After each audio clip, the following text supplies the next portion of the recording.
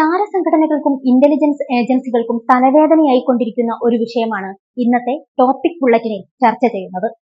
Grey zone warfare. യുദ്ധതന്ത്രങ്ങളിൽ ഏറ്റവും പുതിയത്. പരമ്പരാഗത യുദ്ധത്തിനും സമാധാനത്തിനും ഇടയിലുള്ള ഒളിപ്പോര് എന്നൊക്കെ വേണമെങ്കിൽ ഇതിനെ വിശേഷിപ്പിക്കാം. പരസ്യമായി യുദ്ധത്തിൽ ഏർപ്പെടാതെ സൈബർ ആക്രമണം നടത്തുക, ബയോ വെപ്പൺസ് പ്രയോഗിക്കുക, അതിർത്തികളിലെ സമാധാന അന്തരീക്ഷം തകർക്കുക, സാമ്പത്തിക സമ്മർദ്ദം സൃഷ്ടിക്കുക എന്നിവയൊക്കെയാണ് ഇതിനായി സ്വീകരിക്കുന്ന രീതികൾ. തികച്ചും അവ്യക്തത സൃഷ്ടിച്ചുകൊണ്ടുള്ള ഒരു ആംബിഗസ് മോഡ് ഓഫ് അറ്റാക്ക്, അതാണ് ഇതിനായി സ്വീകരിക്കുന്നത്.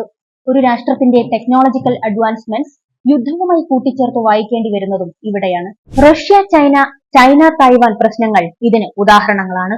ഇന്ത്യയുടെ വടക്കൻ അതിർത്തി മേഖലകളിൽ ചൈനയും പാകിസ്ഥാനും സമാധാന അന്തരീക്ഷം തകർക്കുന്നതും, സൗത്ത് ചൈന സീയിൽ ചൈന നടത്തുന്ന ഇടപെടലുകളും അതുപോലെ തന്നെ എക്സ്പാൻഷൻ പോളിസിയുമെല്ലാം ഇതിന്റെ ഉദാഹരണങ്ങളായി ചൂണ്ടിക്കാട്ടാം. കഴിഞ്ഞ ദിവസം ന്യൂഡൽഹിയിൽ വെച്ച് നടന്ന റെയ്സീന ഡയലോഗിലെ പ്രധാന ചർച്ചാ വിഷയമായി ഉയർന്നതും ഗ്രേ സോൺ വാർ തന്നെയായിരുന്നു. ചോദ്യം ചെയ്യാൻ കഴിയാത്ത വിധമുള്ള സാങ്കേതിക വളർച്ചയിലൂടെ മാത്രമേ ഈ പ്രശ്നത്തെ നേരിടാൻ സാധിക്കുകയുള്ളൂ.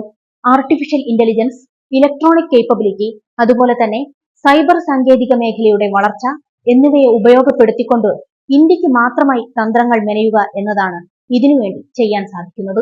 ഇത്തരത്തിലുള്ള ഗ്രേ സോൺ പ്രോക്സി വാറുകൾക്ക് അന്താരാഷ്ട്ര സംഘടനകൾ പ്രോത്സാഹനമാകുന്നുണ്ടോ? അതുപോലെ തന്നെ ട്രേഡ്, ക്ലൈമറ്റ് ഇഷ്യൂസ് എന്നിവയൊക്കെ ഇതുമായി കൂട്ടിച്ചേർത്ത് വായിക്കേണ്ടതുണ്ടോ? ആസ്പിറൻസ് എന്ന നിലയിൽ ചർച്ച ചെയ്യുക. B with your dream, B with Acharya.